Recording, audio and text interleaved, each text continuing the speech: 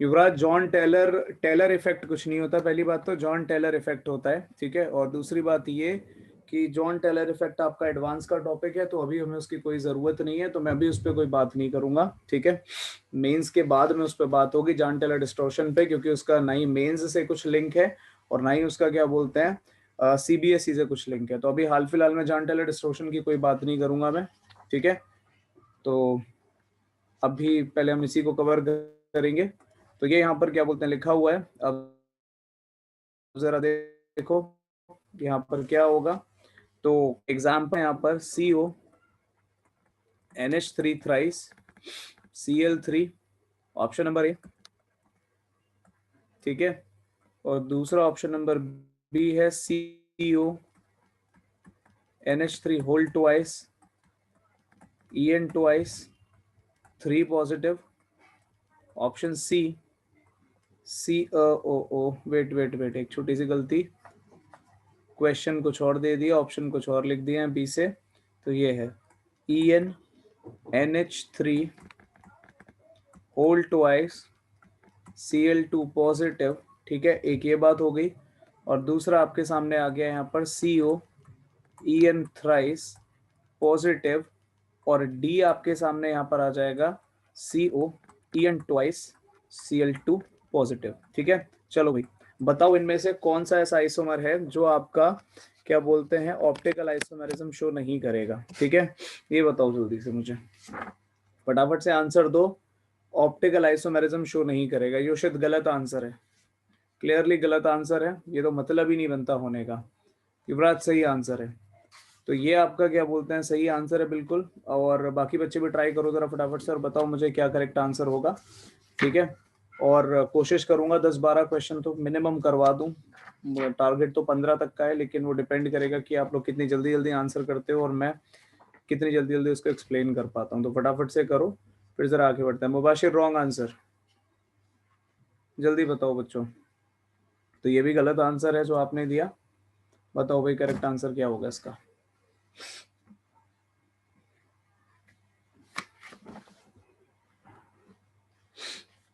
तो ये बताना है कि इसमें से निधि गलत आंसर है।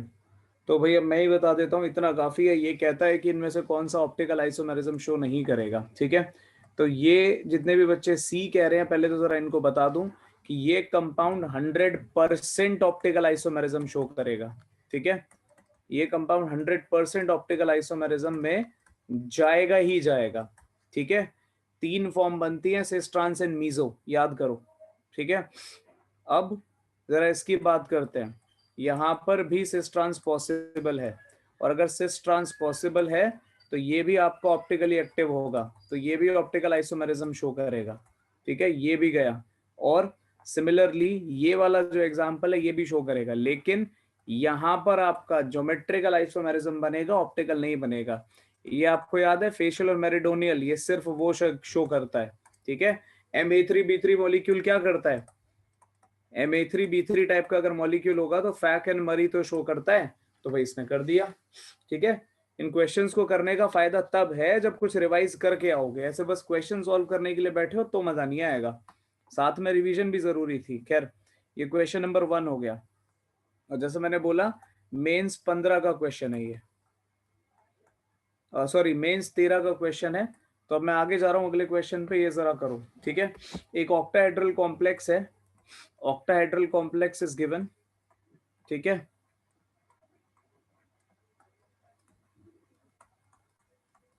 Complex of metal ion M3 positive, ठीक है, ये दे रखा है, ठीक है। इससे 4 लीगेंड्स अटैच हैं with 4 ligands attached to it, ठीक है। और ये कौन से हैं, L1 L2 L3 and L4, ठीक है। L1 L2 L3 and L4 यहां पर लिखा हुआ है, ठीक है। और ये क्या करता है, इट अब्सॉर्ब वेवलेंथ, वेवलेंथ को अब्सॉर्ब करेगा, ठीक है। Wavelength in the region of, in the region of red, green, yellow and blue respectively, ठीक है, ये कहानी है। ये कहता है the increasing order of ligand strength बता दो। इनफैक्ट सच बोलूं तो मुझे यहाँ पर ऑप्शन देने की भी जरूरत नहीं पड़नी चाहिए, ठीक है, ये क्वेश्चन बिना ऑप्शंस के इजीली किया जा सकता है, बट ठीक है, चलो ऑप्शन तो मैं लिख ही देता हूँ तुम्हारे सामने। तो ये पहला ऑप्शन है L3 L2 L4 L1। Option number B L1 L2 L4 L3। Option number C L4 L3 L2 L1। Option number D L1 L3 L2 और L4। ठीक है, बताओ भाई करेक्ट ऑप्शन कौन सा होगा इसमें से, बताओ जल्दी।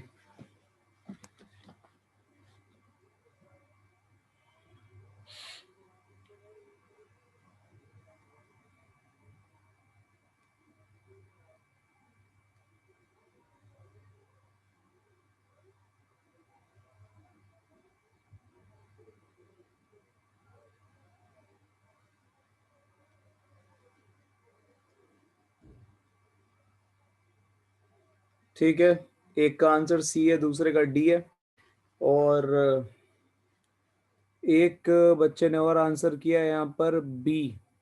तो सारे ही ऑप्शन आ चुके हैं। एक मिनट, ये तो बच्चे ने अलग ही आंसर किया, जो ऑप्शन में ही नहीं है वो आंसर किया है।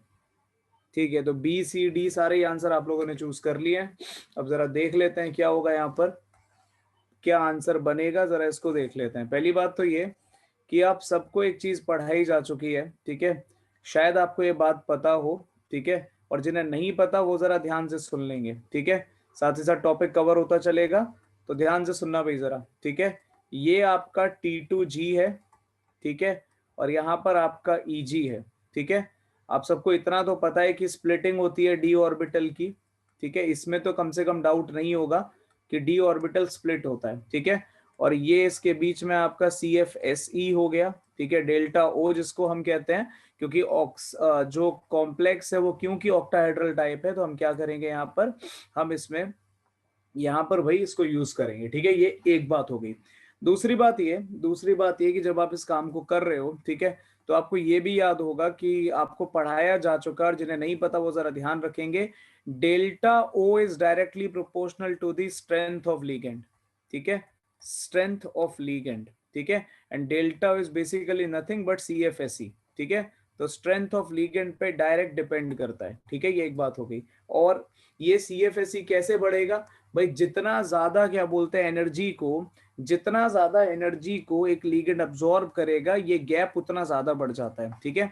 तो इसका मतलब ये हुआ कि CFSE तो भाई डायरेक्टली प्रोपोर्शनल टू लैम्डा हो गया, है ना, wavelength inversely proportional to lambda हो गया, ठीक है, क्या हो गया, इनवर्सली प्रोपोर्शनल टू लैम्डा हो गया। तो मुझे अब ये देखना है कि यहाँ पर इसने किस किस कलर की वेवलेंथ को अब्सॉर्ब किया है। तो L1 के लिए कहता है रेड, ठीक है, L2 के लिए कहाँ गए कलर, हाँ, L2 के लिए कहता है ग्रीन, ठीक है, L3 के लिए ये कह रहा है येलो, ठीक है, और L4 के लिए क्या कह रहा है भाई, ये ब्लू कह रहा है, ठीक है। इतना शायद आप सभी जानते हैं, ठीक है, ये तो 100% पता होने वाली बात है कि अगर मैं विब ग्योर की बात करूं, तो विब ग्योर के हिसाब से मैक्सिमम वेवलेंथ यहां पर रेड की होगी, उससे थोड़ी कम कौन आ गया, येलो आ गया, ठीक है, तो येलो की होगी। उससे और कम कौन आ जाएगा यहाँ पर, ब्लू आ जाएगा, नहीं नहीं ब्लू नहीं, येलो हो गया, ग्रीन आएगा, ठीक है, ग्रीन आ गया, और लास्ट में तुम्हारा क्या बोलते हैं यहाँ पर ब्लू आ गया, ठीक है, बात समझ में आती है। तो आपने बस ये देखना था कि सबसे कम वेवलेंथ क्योंकि यहाँ पे ब्लू की होती है, तो जो ऐसा ऑप्शन है जहां पर क्या बोलते हैं L4 की एनर्जी को मैक्सिमम दिखा रहा है, ठीक है, वही सही आंसर है। तो यहाँ पर करेक्ट आंसर डी होना था, डी ना कि सी, ठीक है। और कुछ बच्चे यहाँ पे कह रहे हैं इसका तो पक्का सी है, ठीक है, मुझे समझ नहीं आया पक्का सी कैसे है, क्योंकि आपसे ये पूछा गया है कि इनमें से सबसे ज्यादा एनर्जी किसकी होगी, ठीक है, तो जिसकी वेवलेंथ, एक मिनट रुको जरा, मैं सही बोल रहा हूं ना, हाँ, जिसकी वेवलेंथ मैक्सिमम होगी उसकी एनर्जी मिनिमम होगी। तो यहाँ पर L1 की एनर्जी मिनिमम है, ठीक है, L3 उससे कम, और L2 उससे भी कम, और L2 थोड़ा ज्यादा, और L4 सबसे ज्यादा, ठीक है। अब बताओ भाई, जो बालक सी कह रहे हैं, जो बालक सी कह रहे हैं, उन्हें समझ में आया कि सी क्यों नहीं है?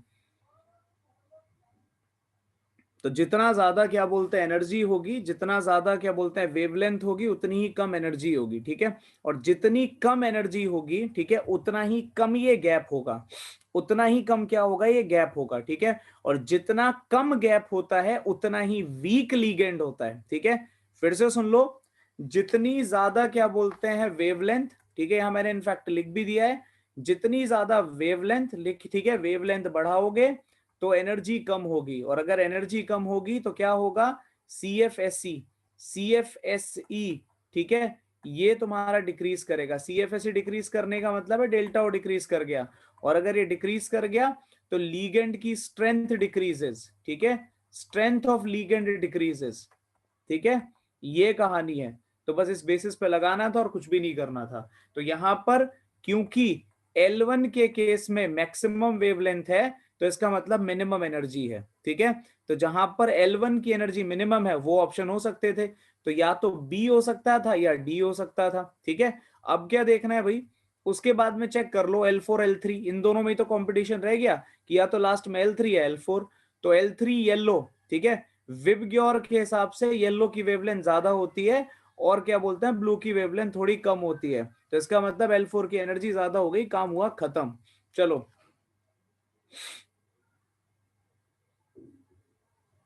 बहुत बढ़िया मुबाशिर, शर्म शर्म आनी चाहिए वैसे इस बात पे, सच बोलूं तो, ठीक है। कभी जीवन में ये पढ़ा है is equals to H C by lambda, या नहीं पढ़ा? क्यों भाई, कभी is equals to H C by lambda पढ़ा या नहीं पढ़ा आपने? बताइए साहब, कभी पढ़ा है ऐसा कुछ? खैर, यही यही सबसे बड़ी दिक्कत है, कुछ रिवीजन करके आ जाया करो भाई चैप्टर के बारे में, नहीं तो ऐसे तो परेशानियां बढ़ती जाएंगी। और मैं सही बता रहा हूँ, तुम में से जो बच्चे ऐसे बैठे हैं जिन्होंने उठाकर देखा भी नहीं है चैप्टर, अब हो सकता है एक बच्चा भूल गया हो गलती से कुछ, ऐसा नहीं है कि वो रिवाइज करके नहीं आया होगा, लेकिन कई बालक ऐसे भी होंगे जिन्होंने कुछ नहीं पढ़ा, ठीक है, आगे बैठ गए रिवीजन के नाम पे, ठीक है, उन्हें इतना बेनिफिट नहीं मिलने वाला जितना उन्हें मिलेगा जो रिवाइज करके आए। खैर, ये भी तुम्हारा मेंस 13 का क्वेश्चन था। अब जरा नेक्स्ट पर आ जाओ, अगला जो क्वेश्चन है, अगला जो क्वेश्चन है उसकी बात करते हैं, और ये क्वेश्चन तुम्हारा बनेगा 15 का, और ये मैंने तुम्हें करवा रखा है, ठीक है। ये बताना जरा, द कलर ऑफ KMnO4, 15 का क्वेश्चन है, द कलर ऑफ KMnO4। मैं उस टाइम पे भी कह रहा था, जब मैं डी पढ़ा रहा था तब भी मैंने कहा था कि ऐसा क्वेश्चन मिलेगा आपको देखने को, कभी आया हुआ है, और ये आज टकरा ही गया सामने। तो यहां पर क्यों भाई ये कलर्ड होता है बताना जरा।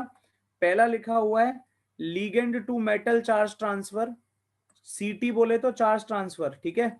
सिग्मा सिग्मा स्टार ट्रांजिशन, मतलब सिग्मा बॉन्डिंग से सिग्मा एंटी बॉन्डिंग में इलेक्ट्रॉन का जंपिंग जपांग, ठीक है, पहली चीज। सी पर आओ जरा, metal to ligand charge transfer, और डी है डी ट्रांजिशन, ठीक है।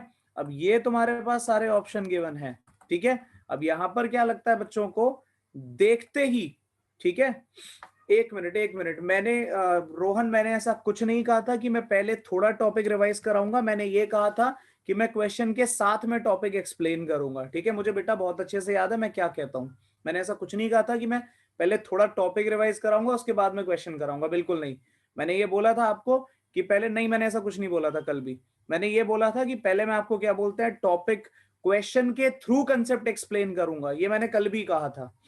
एनीवे, तो यहां पर आपके सामने लिखा हुआ है the colour of KMnO4, the colour of KMnO4, ठीक है। इसका आंसर बताओ भाई जल्दी से क्या होगा।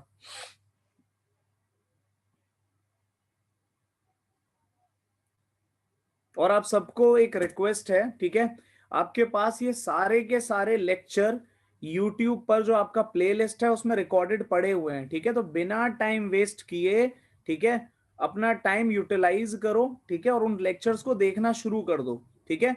कल की क्लास में जब आओगे तो कम से कम उसमें से कुछ लेक्चर देख के आना, ताकि आपको ये चीजें समझने में आसानी हो, जब मैं आपको समझाऊं दोबारा से तो थोड़ा इजी पड़े, नहीं तो बहुत दिक्कतें होंगी। समझ नहीं आ रहा सहज कौन सा आंसर है? Ligand to metal charge transfer is the correct answer. अब आंख बंद करके ये मत लगा आना कि डीडी ट्रांजिशन, ठीक है? डीडी ट्रांजिशन होता है आई नो, लेकिन हर जगह नहीं होता, ठीक है? MnO4 में नहीं होता, डाइक्रोमेट में नहीं होता, ठीक है? ये एक बात हो गई। लो भाई अब जरा अगला क्वेश्चन करो, और ये JEE 15 का क्वेश्चन है, 5 साल पहले का। लो भाई अगले पर आ जाओ। क्वेश्चन है द नंबर ऑफ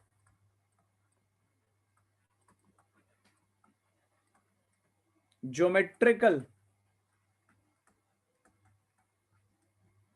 आइसोमेरिज्म, वही तो लिखा है यहां पर आकाश, सेम ही तो लिखा है।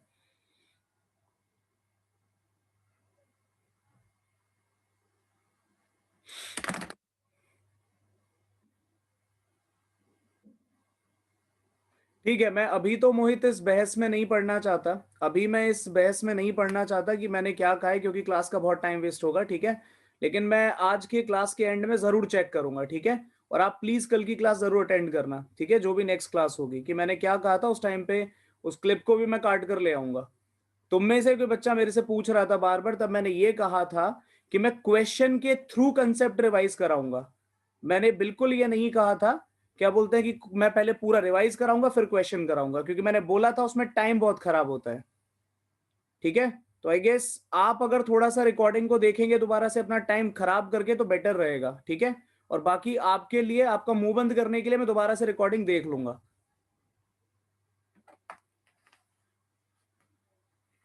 Thank you very much. खुद भी देख लेना जरा उस रिकॉर्डिंग को बोलने से पहले, कि मैंने क्या कहा था, मैंने क्या नहीं कहा था। फालतू की बातें करते हो यार तुम लोग। खैर, तो नंबर ऑफ ज्योमेट्रिकल आइसोमेरिज्म निकाल लो।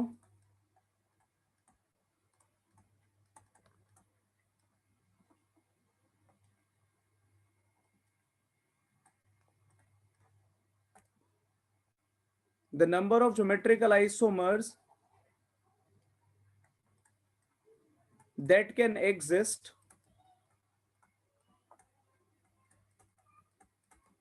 for square planar, ठीक है? और यहां पर ये आपके सामने क्वेश्चन गिवन है, PtCl Py that is pyridine NH3, और इसके साथ में यहां पर मैंने लगा रखा है ammonium hydroxide which is NH2OH, और ब्रैकेट में लगा है पॉजिटिव, ठीक है? ऑप्शन भी ले लो, यहां पर क्या बनेगा, 4, B होगा 6, C होगा 2, और D होगा 3। चलिए भाई बताइए क्या आंसर है इसका।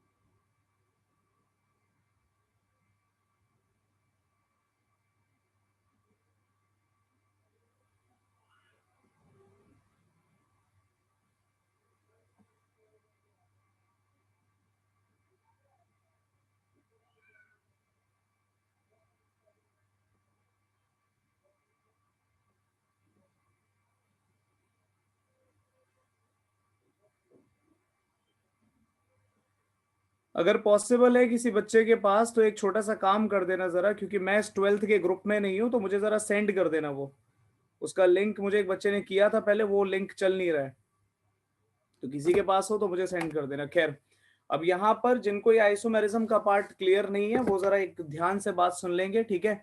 यहाँ पर जो केस आपके सामने बन रहा है, ये केस है आपका MABCD टाइप, जब आपके पास क्या बोलते हैं, चारों डिफरेंट आइसोमेरिज्म है, ठीक है? जब आपके पास चारों डिफरेंट आइसोमेरिज्म यहाँ पर होंगे, ठीक है?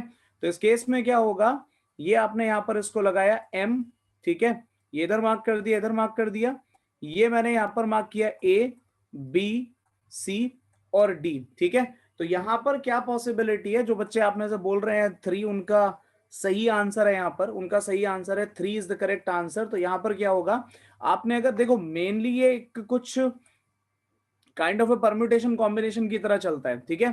कि यहां पर अगर आपने क्या बोलते हैं ए को फिक्स कर दिया, ठीक है, तो एक पॉसिबिलिटी तो ये हो गई बी डी सी की या बी सी डी की, ठीक है, ये हो गई। साथ में आपने बी को फिक्स कर दिया तो आप यहाँ पे सी डी को रिप्लेस कर सकते हो, ठीक है।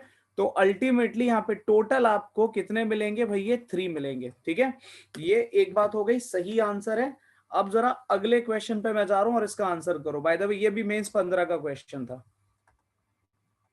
ये भी मेंस 2015 का क्वेश्चन था। नेक्स्ट पर आते हैं, मेंस 2015 का क्वेश्चन था। अब जरा नेक्स्ट पर आते हैं और ये क्वेश्चन है, मैं आपको 4 ऑप्शन दे रहा हूं, CH4, साइनाइड, और अगला है CO, और लास्ट है ब्रोमाइड, Br नेगेटिव। आपको ये बताना है, आपको ये बताना है कि इनमें से कौन सा, मैं पूरा क्वेश्चन लिखने में टाइम खराब नहीं कर रहा, कौन सा पार्टिकल लीगेंड की तरह बिहेव करेगा ही नहीं, ये मुझे बता दो जरा जल्दी से।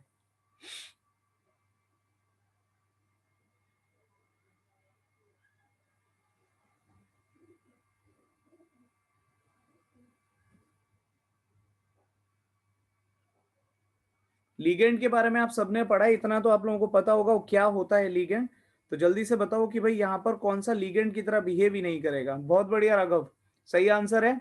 याना श्रेय सही आंसर है, यश बिल्कुल गलत आंसर है। तो ये बहुत सिंपल सा क्वेश्चन था, इजी क्वेश्चन था, इसमें ऐसी कोई डिफिकल्टी आनी नहीं चाहिए थी।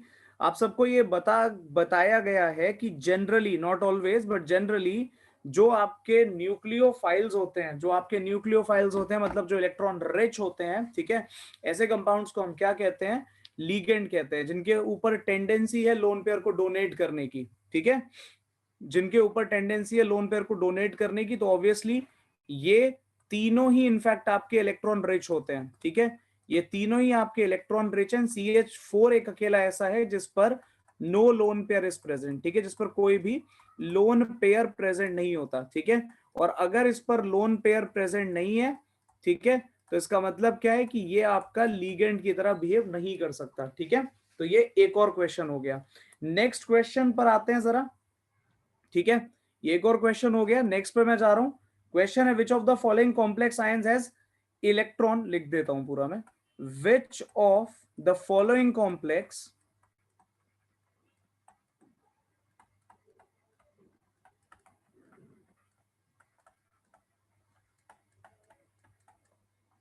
ions has electrons that are symmetrically filled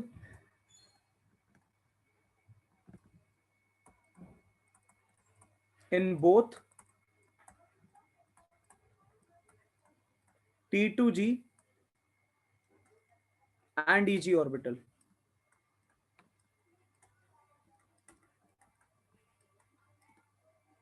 option A,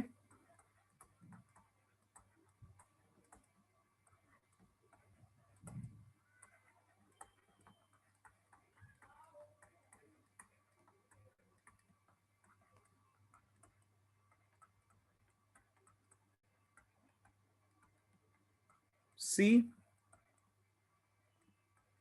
और ये लो डी।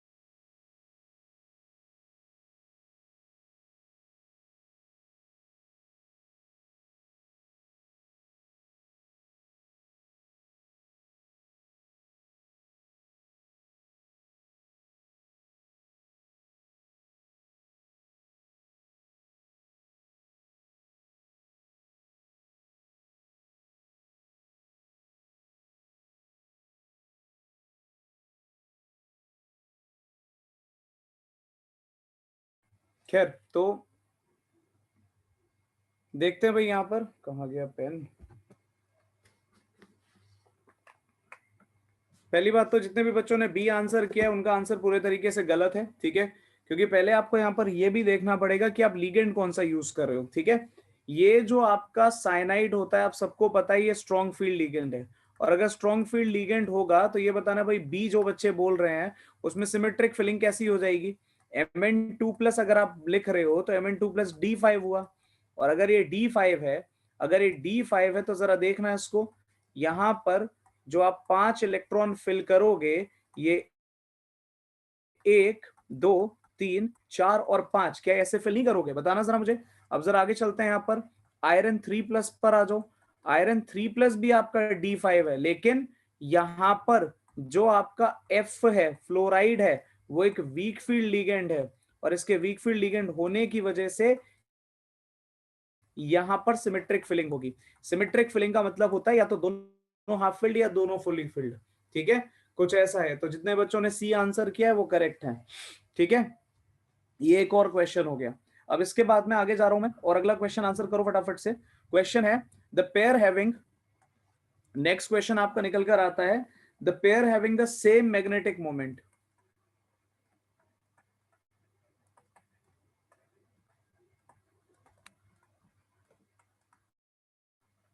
ये 2016 का क्वेश्चन है।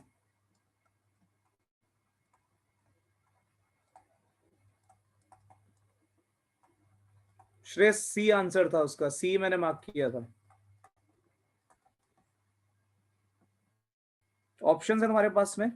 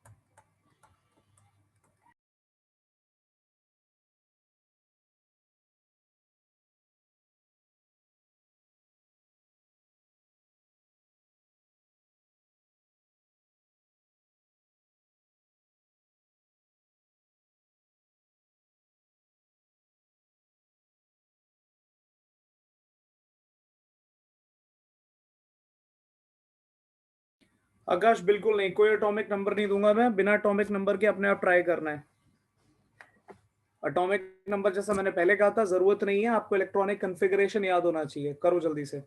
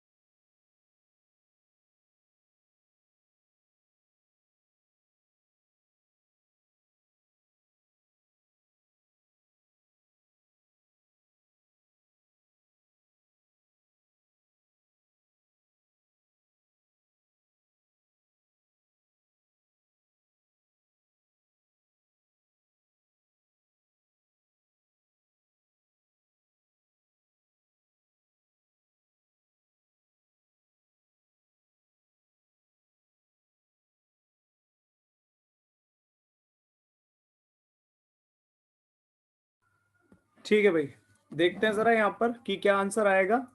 तो आप में से क्या बोलते हैं, कुछ बच्चों ने आंसर किया है यहाँ पर, ठीक है। और अनपेयर्ड इलेक्ट्रॉन के लिए क्या प्रेफर करें, सीएफटी और वीबीटी। बेटा एक बार जब आपने क्या बोलते हैं सीएफटी पढ़ लिया ना, तो वीबीटी का तो फिर नाम भी नहीं लेना है।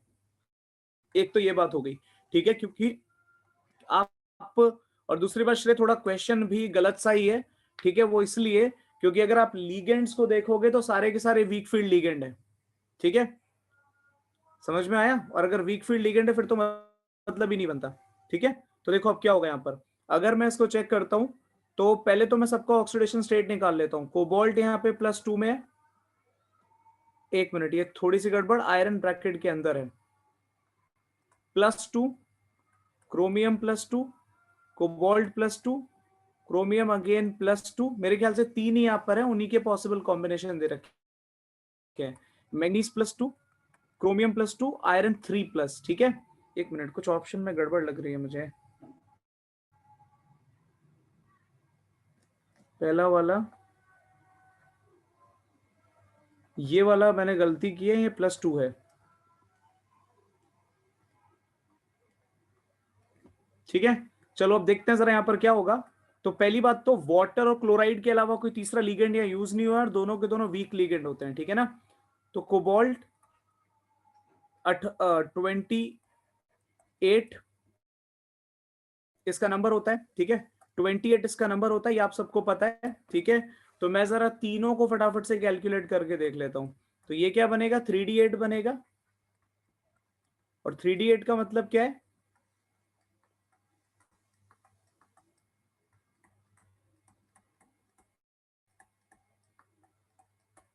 2 अनपेयर्ड इलेक्ट्रॉन, ठीक है। और अब इसमें ये भी जरूरी नहीं है, ओके,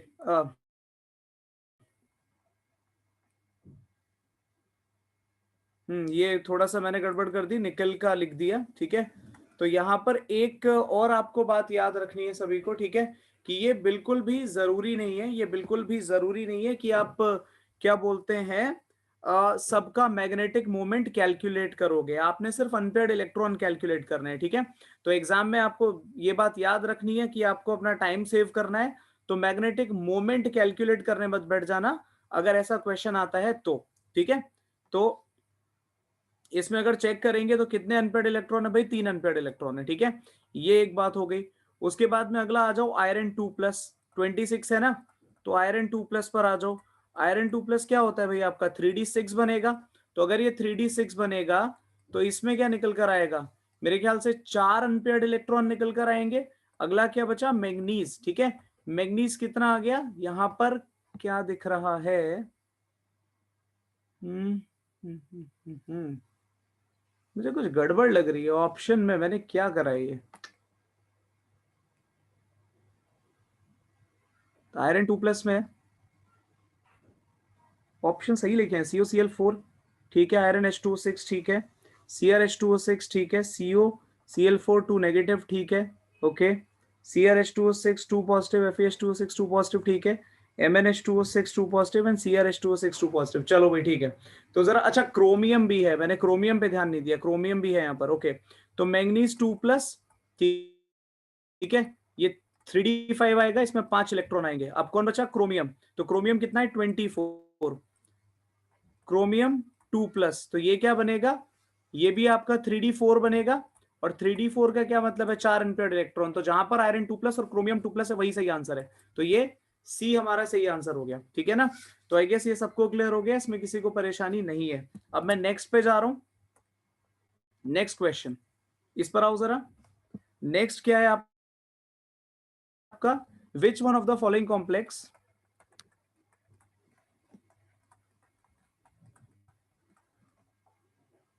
मैग्नेटिक मोमेंट तक बेटा जाना ही नहीं है अपने को, सिर्फ नंबर ऑफ अनपेयर्ड इलेक्ट्रॉन देखने हैं। अच्छा, अगर किसी बच्चे को मैग्नेटिक मोमेंट का फॉर्मूला नहीं आता, ऑल्दो आना चाहिए, क्योंकि मैंने यहां पर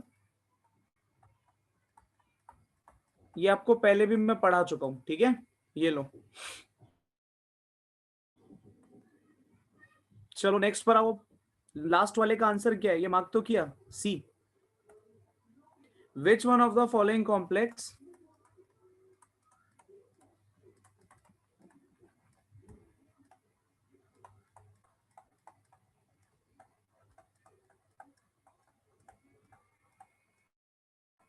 will consume more equivalents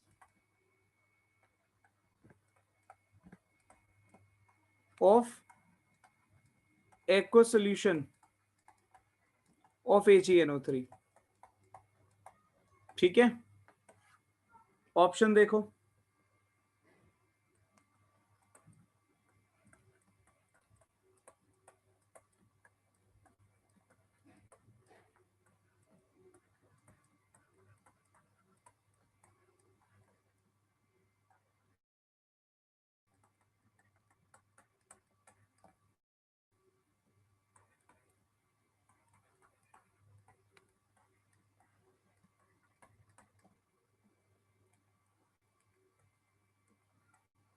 और नेक्स्ट आपका आ गया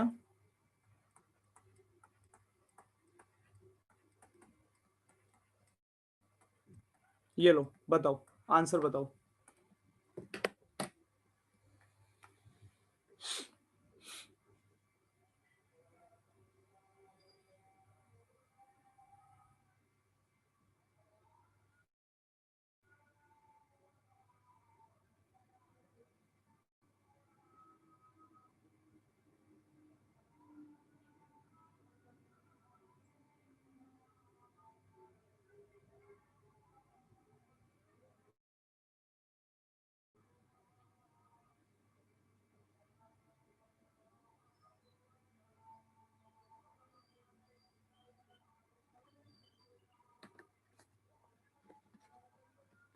ठीक है, ये मुबाशिर करेक्ट आंसर है, योशित सही आंसर है, युवराज सही आंसर है।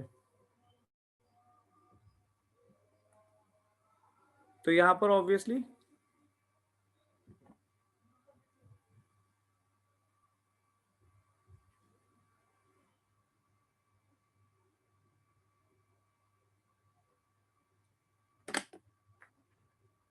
अब 1 मिनट जरा बच्चों, 1 सेकंड रुकना जरा। मोहित सर, अगर आप अभी किसी को लेक्चर दूं मैं,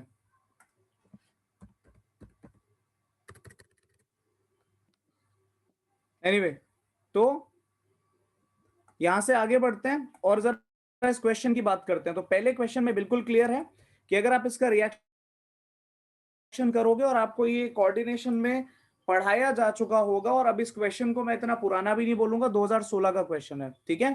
तो यहां पर क्या है कि CrH2O6, ठीक है, यहां पर आ गया Cl3, ठीक है, और यहां पर जब आप AgNO3 ऐड करते हो तो क्वेश्चन ये है कि मैक्सिमम AgNO3 इक्विवेलेंट्स, देखो अलग चीज होती है, बट नॉर्मली हम इन टर्म्स ऑफ मोल्स के रेस्पेक्ट में बात करते हैं, और यहां पर हमारा मोल और इक्विवेलेंट एक जैसा चलेगा, ठीक है।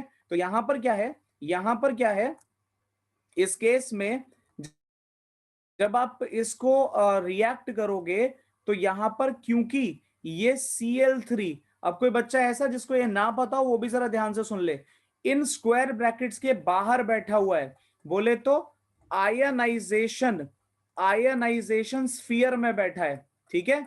कोऑर्डिनेशन के बाहर प्रेजेंट कोई भी कटायन या अनायन आपका आयनाइजेशन स्फीयर कहलाता है, ठीक है। और आयनाइजेशन स्फीयर को रिमूव कर पाना इज वेरी इजी, ठीक है।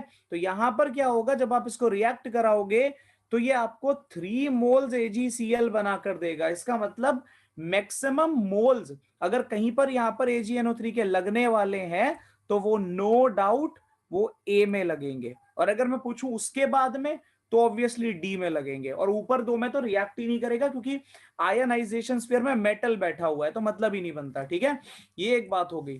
तो सिंपल क्वेश्चन था, आंसर ऑब्वियसली ए है, डी आंसर नहीं है। मैं बस बता रहा हूं कि अगर मैं सेकंड हाईएस्ट पूछता तो उसका आंसर फिर डी निकल कर आता, ठीक है।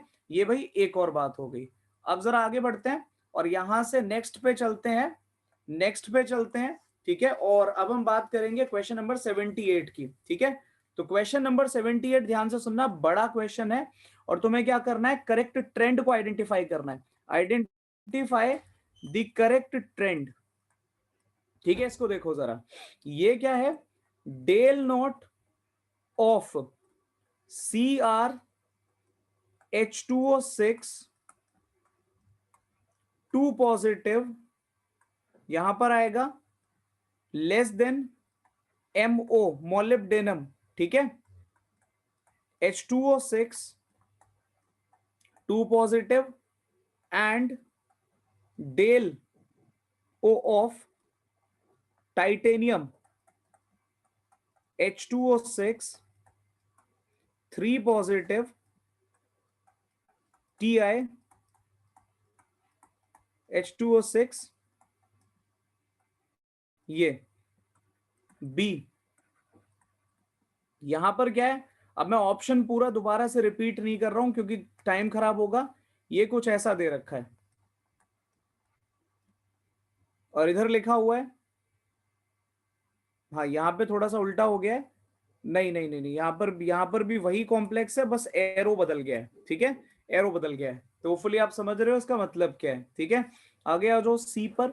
सी ऑप्शन क्या कहता है आपका, सेम कॉम्प्लेक्स अगेन, लेकिन इस बार क्या है, Cr H2O6 2 positive greater than, ठीक है, इस बार क्या है ये ग्रेटर देन है आपका, एक मिनट रुको जरा, ग्रेटर देन, और यहां क्या आ जाएगा, वही MO H2O6 2 पॉजिटिव, ठीक है, और यहां पर निकल कर आएगा आपका टाइटेनियम H2O6 3 पॉजिटिव, ठीक है, और ये निकल कर आएगा आपका टाइटेनियम H2O6, वेट ये तो सी ऑप्शन है, wait wait wait wait wait, हाँ सही है सही है सही है, कोई दिक्कत नहीं है।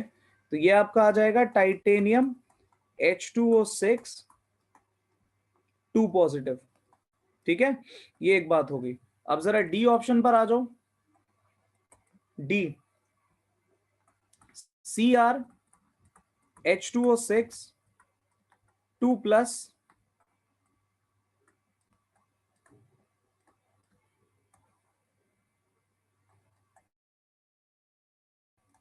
H2O6 2 प्लस, और इसके सामने जो यहां पर ऑप्शन है वो है टाइटेनियम H2O6 3 प्लस, और यहां पर आ जाता है टाइटेनियम H2O6 2 प्लस। लो भाई ये क्वेश्चन है, बिल्कुल बकवास क्वेश्चन है, ठीक है, बर्बाद क्वेश्चन है ये, ठीक है। आप लोग जरा जल्दी से मुझे इसका आंसर बताओ। एरो थोड़ा क्लियरली, एक मिनट बना देता हूं ये बेटा, यहाँ पे मैं डिफरेंट कलर से बना देता हूँ, ये लो, ये यहाँ पर ये एरो है, ठीक है, और इधर क्या बोलते हैं यहाँ पर, अरे ये एरो है, ठीक है, ये एरोस लगे हुए हैं। अब बताओ,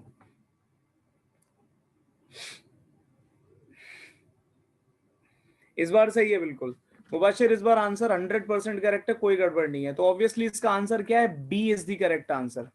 प्रीवियस स्लाइड फॉर 4 सेकंड, ये लीजिए प्रीवियस स्लाइड फॉर 4 सेकंड, जल्दी देखिए।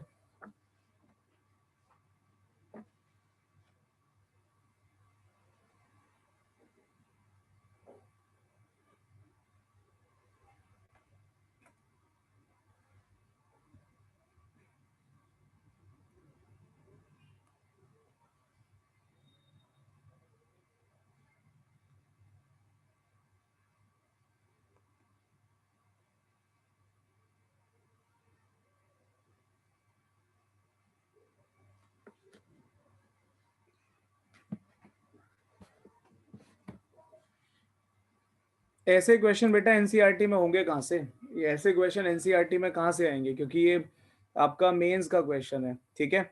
लेकिन हाँ सिंपल क्वेश्चन है। पहली बात तो ये कि अगर मैं यहाँ पर चेक करूँ, ठीक है, तो आपको शायद ये सबको पता होगा कि CFSE जो होता है आपका, ठीक है, ये आपका चार्ज के डायरेक्ट प्रोपोर्शन में होता है, ठीक है, charge on central metal atom, ये याद रखना, ठीक है, सेंट्रल मेटल एटम या आयन के डायरेक्ट प्रोपोर्शन में होता है, ठीक है। ध्यान से सुन लो वो बच्चे जिन्हें ये बात नहीं पता, ये क्या लिख दिया मैंने, CFSE, एक मिनट, CSFE कुछ लिख दिया था ये, ठीक है। तो उसके डायरेक्ट प्रोपोर्शन में होता है, मतलब डेल्टा O जो आपका रहेगा वो चार्ज के डायरेक्ट प्रोपोर्शन में रहेगा। तो अगर आप चेक करो, पहले तो टाइटेनियम ही चेक कर लो, क्योंकि मोलिब्डेनम से आप इतने फेमिलियर नहीं हो, तो पहले जरा इधर चेक करो, ठीक है। तो यहाँ पर क्या है, यहाँ पर क्या है आपका कि जो टाइटेनियम है, अगर आप टाइटेनियम को देखोगे तो जहां जहां टाइटेनियम पर 3+ चार्ज आपको दिख रहा है, ठीक है, वो ऑप्शन करेक्ट है, ठीक है। मतलब जो ये कह रहा है कि टाइटेनियम 3+ में होने के बाद भी उसका CFSE टाइटेनियम 2+ से कम है, वो सारे ऑप्शन गलत हैं। ठीक है, तो ऑप्शन ए और ऑप्शन डी तो ऐसे ही एलिमिनेट हो जाता है। ठीक है, ऑप्शन ए और डी एलिमिनेट हो गया, बचे क्या अब ये दो ऑप्शन। ठीक है, तो यहां पर क्या है कि क्रोमियम भी आपका 2+ में है। ठीक है, और यहाँ पर आपका मोलिब्डेनम भी क्या है 2+ में है। ठीक है, लेकिन यहाँ पर मोलिब्डेनम का जो CFSE है वो ज्यादा होता है एज कंपेयर टू आपका क्रोमियम 2+। ये चीज भी आप लोगों को पढ़ाई जा चुकी होगी। ठीक है, कि जब आप 3D सीरीज की बात करते हो तो 3D सीरीज से ज्यादा आपका 4D एंड 5D सीरीज में स्प्लिटिंग होती है। ठीक है, ये बात आप लोगों को शायद पढ़ाई गई होगी। ठीक है, और इस बेसिस पे आपका जो आंसर निकल कर आएगा ऑब्वियसली बी निकल कर आएगा। ठीक है, क्या निकल कर आएगा? बी निकल कर आएगा। ठीक है, ये एक बात होगी। तो इतना होपफुली आप लोगों को क्लियर हो गया होगा। अब मैं नेक्स्ट क्वेश्चन पे जा रहा हूं। यहां से जो नोट करने की बात है वो ये है, इसको नोट करो। दूसरा आप क्या बोलते हैं, इसको नोट करो। ठीक है, ये इंपॉर्टेंट है, याद रखना है। 3D 4D 5D सीरीज का इंपॉर्टेंट पार्ट है ये, इसको भूलना मत। ठीक है, जल्दी से नोट करो, फिर आगे चलते हैं। एक क्वेश्चन और था, बहुत अच्छा सा देखा था, रुको जरा, अगर मिलता है तो अभी करा देता हूँ उसको भी मैं आप लोगों को।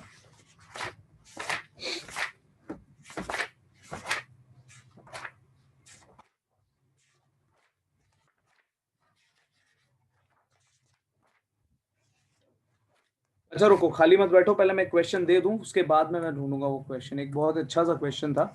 तो खैर आगे देखो जरा, यहां पर क्या है। नेक्स्ट क्वेश्चन ये कहता है, नेक्स्ट क्वेश्चन आपका ये कहता है कि the pair of compound, the pair of compound, नहीं रुको ये तो बेकार क्वेश्चन, ऐसे करो। Which of the following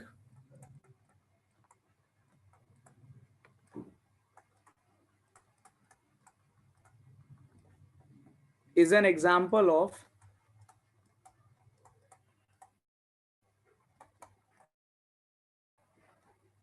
homoleptic complex। ठीक है, होमोलेप्टिक कॉम्प्लेक्स का एग्जांपल बताओ कौन सा है।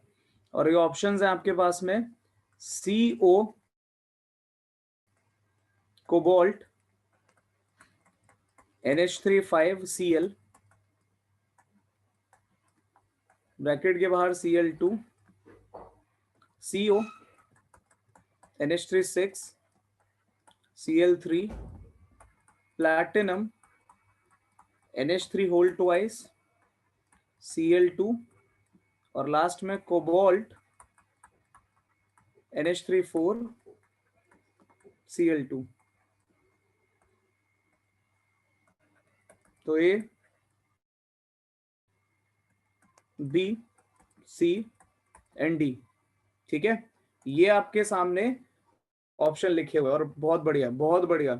यहां पर जी बेटा, ये जेई का सवाल है, और सुन लो कब का सवाल है, ये 17 का सवाल है, ये 3 साल पहले का सवाल है, 2017 का। ये जेई का क्वेश्चन है आया हुआ। होमोहेप्टो जानते हो ना सभी, जो बच्चे नहीं जानते वो जरा सुनेंगे ध्यान से। होमोलेप्टिक क्या होता है? When all the ligands are same, है ना, when all the ligands are same. और हेट्रो ऑब्वियसली इसका डिफरेंट हो जाएगा। ठीक है, तो वो अपने आप लिख लेना इसका उल्टा, when the ligands are not same. तो ऑब्वियसली बी के अलावा कोई आंसर हो नहीं सकता, है ना। और इस 17 का है वो क्वेश्चन है। तो हमें ज्यादा, सच बोलूं ना, स्ट्रेस लेने की जरूरत नहीं है। जरूरी ये है कि जब हम क्वेश्चन कर रहे हैं, ठीक है, जब हम पेपर में क्वेश्चन करते हैं, जाते हैं, तो वहां पर थोड़ा सा अपने सेंटिमेंट्स को कंट्रोल रखें। ठीक है, प्रेशर में ना आ जाएं। ठीक है, और अपने कंसेप्ट से ना हिल जाएं। क्योंकि होता क्या है कि जब आपको दिखता है ना, जैसे मैंने आपको कई बार पहले भी, मे भी अगर आपके बैच में बात की हो कभी ऐसी, तो होता क्या है कि आप टाइम देखते हो, आपको दिखता है यार 15 मिनट निकल गए, 20 मिनट निकल गए, और मेरे अभी 2 क्वेश्चन 3 क्वेश्चन हुए, तो वहां पे थोड़ा सा स्ट्रेस आ जाता है। ठीक है, और ये गड़बड़ हो जाती है। तो हमेशा ही कोशिश करो कि आप शुरुआत के 15 या 20 मिनट में ना कम से कम 5 क्वेश्चन निपटाओ। ठीक है, अगर आप शुरुआत के 15-20 मिनट में 5 क्वेश्चन कर लोगे, ठीक है, बहुत है, बहुत है इतना। ठीक है, फिर आपका स्ट्रेस थोड़ा कम हो जाएगा। लेकिन होता क्या है कि शुरुआत में जहां पे खेल बिगड़ जाता है ना, वो गड़बड़ हो जाती है। ठीक है, तो बस इसका ध्यान रखो और कुछ नहीं करना। मैं कई बार बच्चों को ये बात बोलता हूँ, फिर आपको बोलूंगा, ये एग्जाम क्या बोलते हैं 100% आपका नॉलेज बेस्ड नहीं है।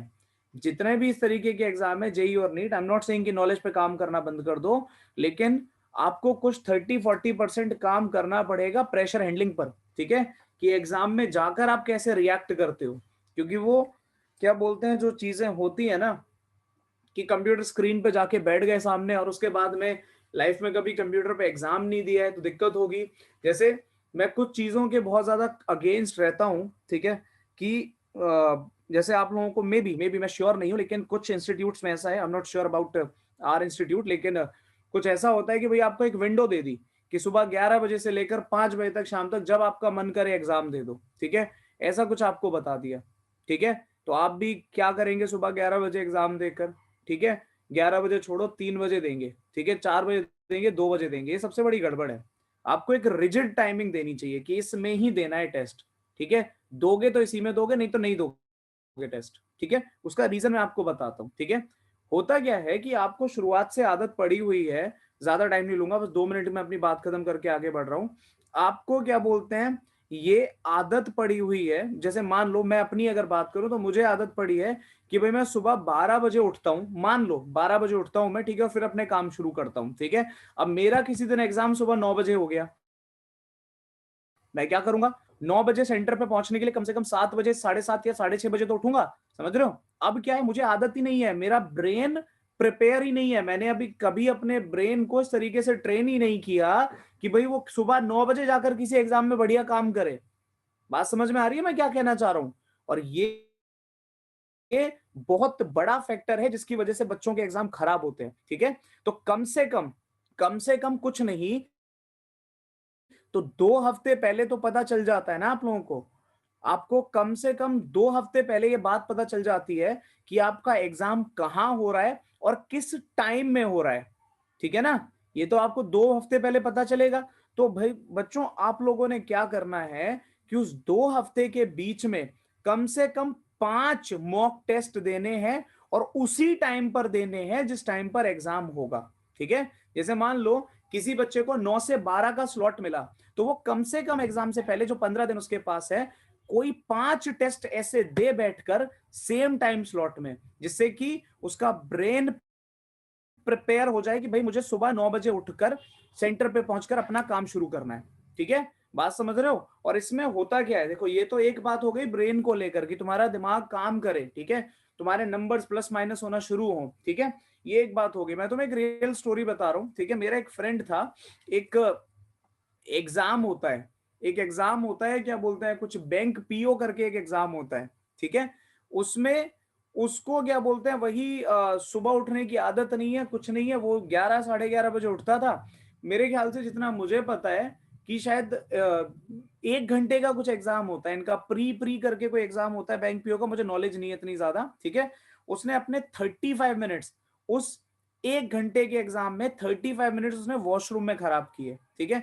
मे बी आपको हंसी आ रही होगी सुनकर ये बात, लेकिन उसने 35 मिनट्स वॉशरूम में खराब किए। क्यों? क्योंकि उस बंदे को आदत ही नहीं है, उसको आदत ही नहीं है उस टाइम पे पेपर लिखने की, ठीक है। वो उसका टाइम होता था सोने का या वॉशरूम में होने का, ठीक है, और एग्जाम वाले दिन वही हुआ, ठीक है। तो आता हुआ पेपर कई बार ऐसे छूट जाता है, खराब हो जाता है, ठीक है। तो हर एक एस्पेक्ट को सोचकर चलना पड़ेगा, ठीक है, प्लानिंग के साथ चलना पड़ेगा, सिलेक्शन बड़े प्यार से हो जाते हैं, कोई दिक्कत नहीं आती है, ठीक है। लेकिन परेशानी ये है कि 90% जनता क्या बोलते हैं, इन चीजों पे ध्यान ही नहीं दे रही है, ठीक है। सर व्हाट इफ अगर पेपर देते समय आंखें खराब, तो मतलब आईसाइट वीक हो गई, हो गया, क्या होगा? अरे पेपर के टाइम पे यार किसकी आईसाइट वीक होती है? बैठे बैठे अचानक से आईसाइट गायब हो गई, ये थोड़ी होता है। आई मीन मुझे पर्सनली नहीं लगता मुबाशिर ऐसा कुछ होगा, लेकिन यार सब कुछ वही है। आप अपने ब्रेन को प्रिपेयर करो ऐसे, ठीक है, कि आप क्या बोलते हैं किसी भी टाइम पर, या जैसा मैंने कहा एटलीस्ट 15 दिन पहले आपको पता होगा कि इस टाइम पर भाई मेरा एग्जाम है, तो कम से कम 5-6 बार मिनिमम मैं सेम टाइम पर 3-3 घंटे का एग्जाम दूं, खुद को ऐसा प्रिपेयर करूं, ठीक है, कि इस मोमेंट पर मेरी प्रोडक्टिविटी मैक्सिमम आनी चाहिए। नहीं बेटा रोहन, ना हम शिफ्ट सिलेक्ट कर सकते हैं ना हम सेंटर सिलेक्ट कर सकते हैं। मुझे तो नहीं लगता योशित ऐसा, मुझे तो नहीं लगता, लेकिन मान लो अगर कुछ ऐसी सिचुएशन किसी को आ जाए कि नहीं नहीं अब तो सर या मैम जानना ही पड़ेगा, कुछ नहीं हो सकता, तो कोई पकड़ के थोड़ी बिठा लेगा तुम्हें जबरदस्ती, फिर तो कोई ऑप्शन ही नहीं है ना। खैर चलो, अब जरा यहाँ पर आ जाओ, अगले क्वेश्चन का आंसर करो फटाफट से। इतना अगर समझ में आता है, नेक्स्ट क्वेश्चन मैं तुम्हें दे रहा हूं, जल्दी बताओ। ये लो अगला क्वेश्चन करो, 17 का ही क्वेश्चन है।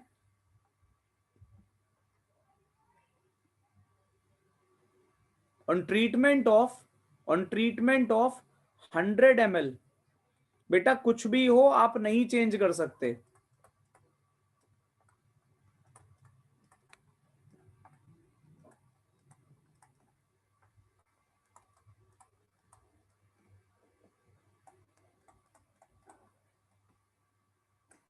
दीदी आपने भी चेक किया गया अभी?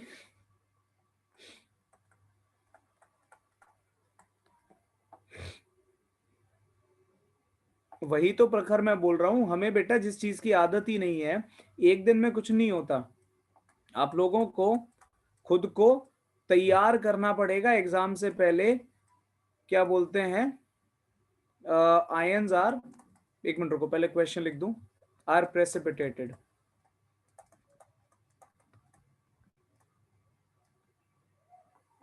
द कॉम्प्लेक्स इज,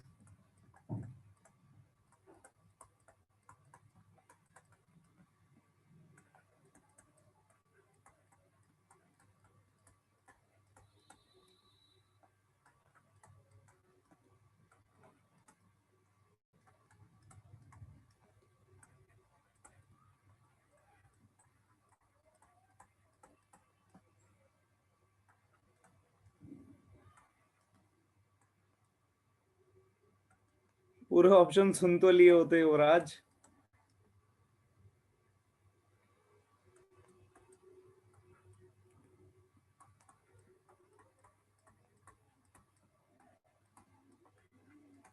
ये लो, और लास्ट,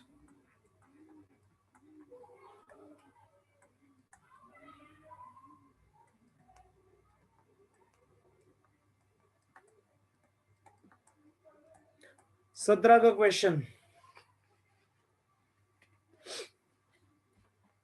बताइए साहब क्या आंसर होगा इसका।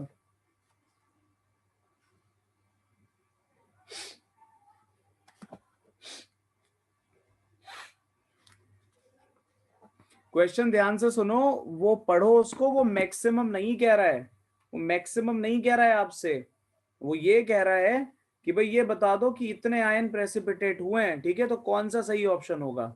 100 ml आपको उसने क्या बोलते हैं दे रखा है, 0.5 मोलर सोल्यूशन ऑफ COCl3.6H2O। आप क्या करोगे, आप पहले तो ये निकालोगे कि भाई उसके अंदर टोटल नंबर ऑफ आयन कितने हैं, वॉल्यूम दे दिया उसने, मोलैरिटी दे दी, आप नंबर ऑफ मोल्स कैलकुलेट कर लोगे, ठीक है। नंबर ऑफ मोल्स जब आपने एक बार कैलकुलेट कर लिया, जब नंबर ऑफ मोल्स आपने एक बार कैलकुलेट कर लिया, तो फिर क्या बचा, ओके, नंबर ऑफ मोल्स, एक मिनट में क्या बोल रहा था, नंबर ऑफ मोल्स आपने कैलकुलेट कर लिया, तो एवोगैड्रो नंबर से मल्टीप्लाई करके पार्टिकल निकल आएंगे, और फिर अंदाजा लगा लो कि कहां पर आपको कितने पार्टिकल मिल रहे हैं। 1000 बार आ चुका है, ठीक है।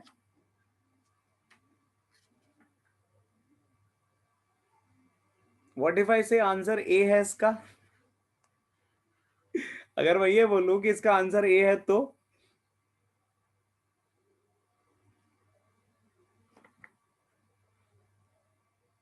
बताओ जल्दी बताओ। तो करते हैं सॉल्व, फिर चेक कर लेते हैं इसको, ठीक है, सॉल्व करके देख लेते हैं कि इसका क्या आंसर होगा, ठीक है।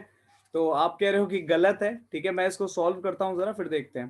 तो देखते हैं भाई जरा क्या होगा यहाँ पर। तो ये आपका निकल कर आया है यहाँ पर 100 ml 0.1, ठीक है, तो मोलैरिटी कितना है, 0.1 है, ठीक है।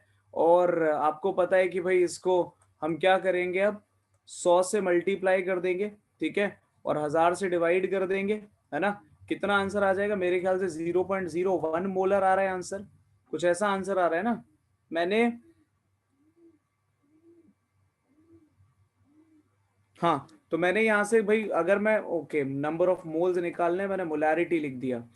M1V क्या क्या होता है भाई, M1V is equals to MV is equals to number of moles होता है ना।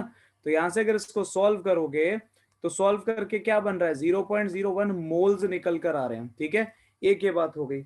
इस नंबर को अगर मैं एवोगैड्रो नंबर से मल्टीप्लाई करूं, जैसे मैंने क्या करा, मैं उसको क्या बोलते हैं, जब एवोगैड्रो नंबर से मल्टीप्लाई कर रहा हूं, जब मैं इसको एवोगैड्रो नंबर से मल्टीप्लाई कर रहा हूं, तो मैं ये अज्यूम करके चल रहा हूं कि एवोगैड्रो नंबर 6 इंटू 10⁻23 है। ठीक है, उसको 6.022 लेकर नहीं जा रहा मैं। ठीक है, तो इसको अगर मैंने 0.01 से मल्टीप्लाई कर दिया तो मुझे टोटल नंबर ऑफ पार्टिकल्स मिल जाएंगे। लेट्स से उसको एन नॉट बोला मैंने। ठीक है, तो मेरे पास एन नॉट कितना आ गया, 6 इंटू 10⁻21 आई गेस, इतना आ जाएगा पार्टिकल्स की फॉर्म में।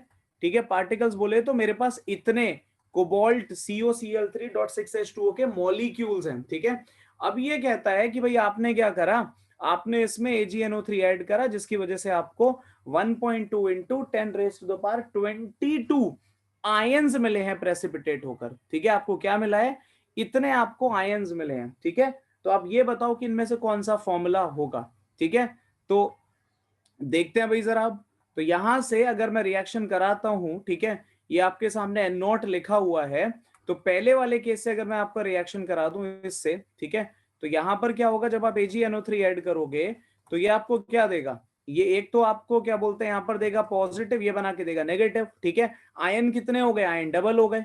ठीक है, ये एक बात हो गई। फिर जरा इधर आ जाओ, यहां तो कुछ होने वाला ही नहीं है बी में, है ना, बी में किसी को दिक्कत नहीं है। इधर आओ भाई जरा, जब आप यहां पर इसको क्या बोलते हैं सी से मल्टीप्लाई करोगे तो क्या होगा, जब आप इसका रिएक्शन AgNO3 से करोगे तो बताना जरा, आपको नहीं लगता कि आपके जो आयंस होंगे वो 4 टाइम्स ऑफ N0 हो जाएगा, बताओ।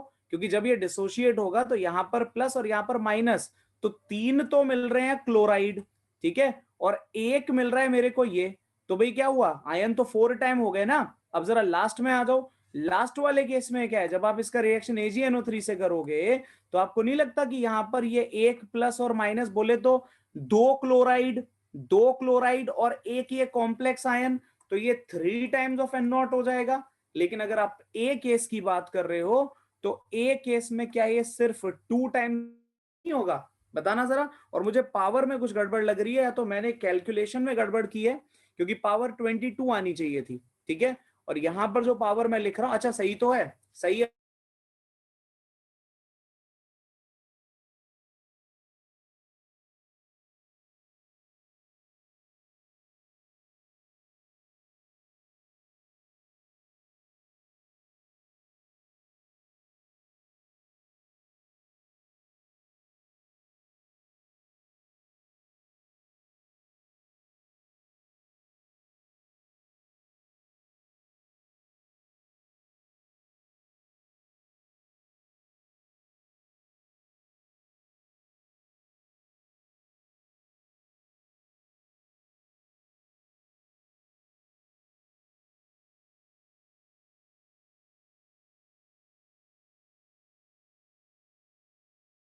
डिस्कनेक्ट हो गया था मैं, हाँ। तो मैं ये कह रहा था कि किसी बच्चे को क्या बोलते हैं, अभी ये जो सामने लिखा हुआ है इससे रिलेटेड कोई भी परेशानी, किसी बच्चे को लग रहा हो कि नहीं मेरे को ये ठीक नहीं लग रहा जो आप बता रहे हो, ये जो आपने आंसर का ये सही नहीं है, तो वो पूछ सकता है। ठीक है, बताओ फटाफट बताओ। अगर कंसेप्ट क्लियर ही नहीं हुआ तो मुझे बता दो, ठीक है, मैं दोबारा समझा देता हूँ, समझ नहीं आया ठीक है, एक बार फिर समझते हैं।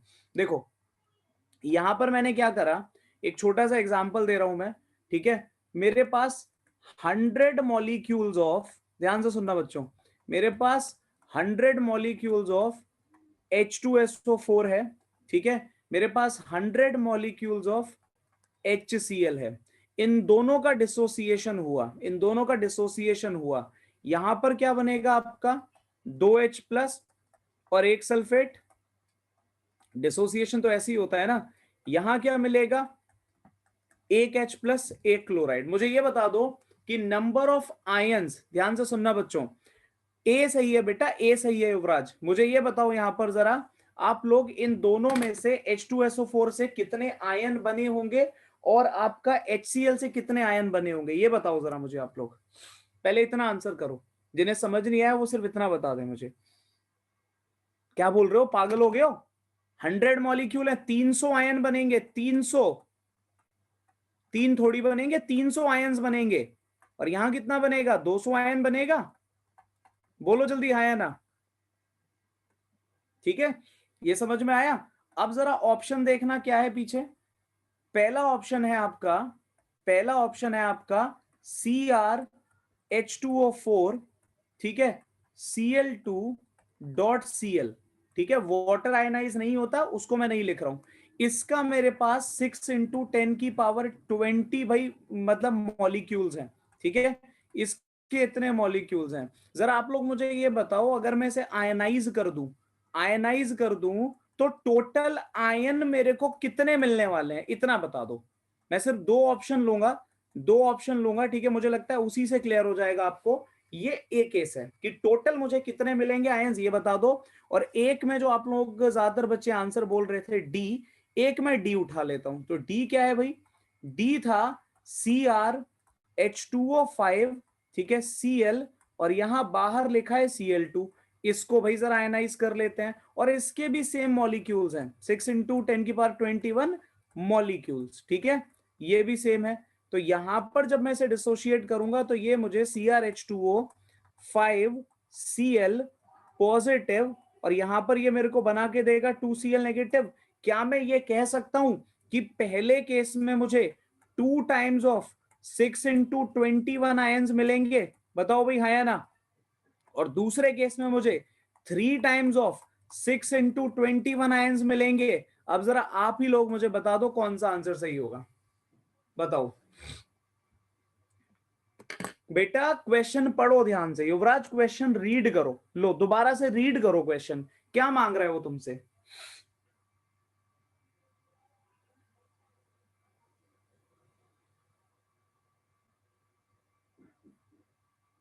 जब आप इस क्वेश्चन को कर रहे हो ध्यान से मेरी बात सुनो, तो भाई जो तुम्हारा नाइट्रेट है, जो नाइट्रेट है वो भी तो जाके कॉम्प्लेक्स से जुड़ेगा, वो अलग थोड़ी बैठ जाएगा,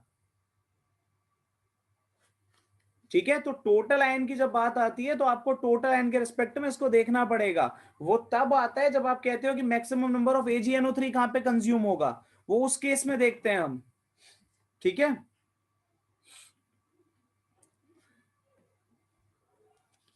तो ये अगर क्लियर हुआ तो अगला क्वेश्चन दे रहा हूं मैं आप लोगों को। अगर पॉसिबल हो तो एक बार मुझे भेजना वो आंसर, ठीक है, एक बार मुझे भेजना वो क्यों लिख रहा है डी आंसर, बट मैं थोड़ा डी के फेवर में नहीं हूं, ठीक है। और बाकी मैं फिर जेई के पेपर वगैरह में देखूंगा, ठीक है, मेरे हिसाब से आंसर ए होना चाहिए, डी तो नहीं होगा, ठीक है, बट फिर भी आप भेज देना, मैं चेक कर लूंगा, ठीक है। तो ये एक बात हो गई, होपफुली इतना आप लोगों को समझ में आ गया, ठीक है। ये लो अब एक क्वेश्चन और लो जल्दी से, ठीक है, और फिर यहां से आगे बढ़ते हैं।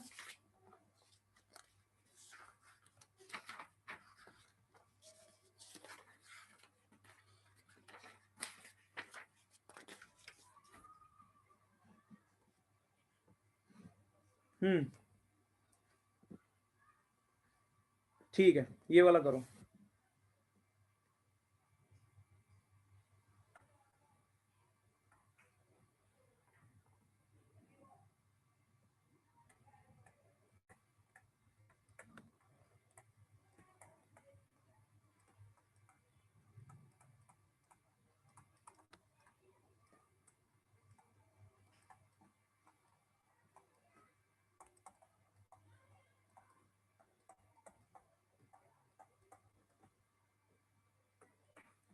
पी यहां पर गिवन है,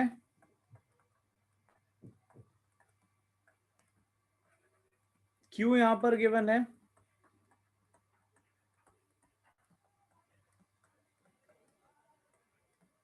और ये आर दे रखा है,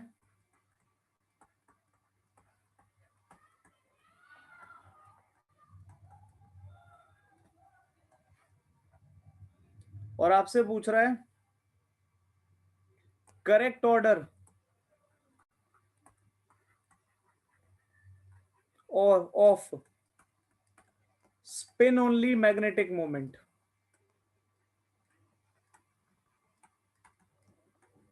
2013 एडवांस का क्वेश्चन है ये।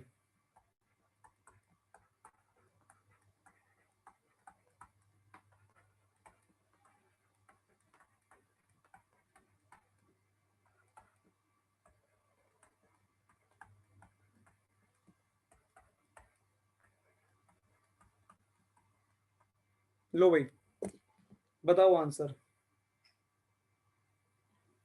और फिर से एक बहुत ही बेकार क्वेश्चन, और 2013 एडवांस में पूछा गया क्वेश्चन है, लगा लो भाई ये क्वेश्चन एडवांस का है।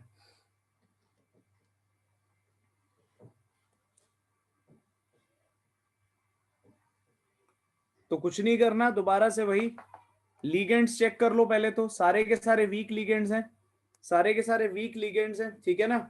यहां पर क्या है, आयरन 3+ है तो 3d5 मिलेगा। वेनेडियम क्या होता है 23, 2+ में है तो 3d3 मिलेगा। आयरन 2+, 3d6 मिलेगा, ठीक है। और दोबारा से जो मैंने हर बार कहा है कि थोड़ा सा खुद को वही खुद पे भरोसा करना सीखो। खुद पे भरोसा करने का मतलब क्या है कि आप में से काफी सारे बच्चे क्या करेंगे, पेपर में यहां तक पहुंच जाएंगे 3d5, 3d3, 3d6, ठीक है, फिर भी उनका मन नहीं मानेगा। वो क्या करेंगे, एग्जाम प्रेशर में आके 5 इलेक्ट्रॉन ऐसे ड्रॉ करके देखेंगे, 3 इलेक्ट्रॉन ऐसे ड्रॉ करके देखेंगे, 6 इलेक्ट्रॉन वो ऐसे ड्रॉ करके कंफर्म करेंगे। ये एग्जाम के स्ट्रेस में हो जाता है, ठीक है। फिर देखेंगे 5 यहां पर मैग्नेटिक मोमेंट निकालेंगे, ठीक है, √35 यहां निकालेंगे मैग्नेटिक मोमेंट, 3×5 = 15, यहां पर 4 पे निकालेंगे 20, ठीक है, और तब आंसर मार्क करेंगे। नहीं यार, इतना नहीं करना। Magnetic moment is directly proportional to the number of क्या बोलते हैं अनपेयर्ड इलेक्ट्रॉन्स। तो पी में मैक्सिमम है, ऑप्शन ढूंढो पी में मैक्सिमम, तो आपको क्लियरली दिख रहा है या तो ए या तो बी, ठीक है, ये एक बात हो गई। और इसके बाद में यहां पर 4 इलेक्ट्रॉन किस में, आर में, तो बताओ भाई बी तो आंसर होगा। तो QRP is the correct answer. और ये एक्चुअली सबके साथ होता है, ठीक है। जो लोग बड़े से बड़े एग्जाम भी दे रहे होते हैं ना, ठीक है, तुम लोग तो अभी पहला अपनी लाइफ का एंट्रेंस देने जा रहे हो, और मतलब ज्यादातर बच्चे पहला एंट्रेंस देंगे जो काम का एंट्रेंस है, कुछ वो स्कूल का एंट्रेंस कुछ नहीं होता, ठीक है। तो ऐसा आप लोग एंट्रेंस आप पहली बार देने जा रहे हो, तो इन चीजों को अभी से अगर क्या बोलते हैं खुद को ऐसा बना लोगे कि ये चीजें नहीं करनी है, तो एग्जाम में बहुत टाइम सेव होता है, ठीक है, बहुत ज्यादा टाइम सेव हो जाता है। और उसका तुम्हें मैं क्या बोलूं, बिल्कुल मतलब इतना ज्यादा बेनिफिट मिलता है ना, इतना ज्यादा बेनिफिट मिलेगा तुम्हें कि शायद ये मान लो कि 10 मिनट 15 मिनट तुमको पेपर में एक्स्ट्रा मिल ही जाएंगे। और ऐसे एग्जाम्स में 10 या 15 मिनट अगर आपको एक्स्ट्रा मिल रहे हैं, तो इसका मतलब है कि भाई आप बहुत कुछ कर सकते हो, ठीक है। चलो भाई, यहाँ पे आज की क्लास अब मैं खत्म कर रहा हूँ, कल मिलेंगे, बाय बाय।